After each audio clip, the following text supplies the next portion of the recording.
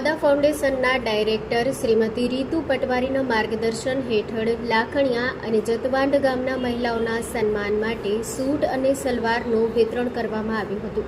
આ કાર્યક્રમ દરમિયાન આશરે 320 જેટલી મહિલાઓએ લાભ લીધો હતો। આ કાર્યક્રમ લાખણીયા જૂથ ગ્રામ પંચાયતના સહયોગથી પૂર્ણ થયો। આ કાર્યક્રમ દરમિયાન લક્ષ ઠાકર, ચંદન કુમાર અને ખુશવંત કુમાર ઉપસ્થિત રહ્યા અને મહિલાઓ દ્વારા અવાદા ફાઉન્ડેશનનો ખૂબ ખૂબ આભાર વ્યક્ત કરવામાં આવ્યો। જનમિત્ર ન્યૂઝ ભુજ સતત આપની સાથે। मेरा नाम महेश परिरंजन है। मैं लाखनिया गांव में रहती हूँ।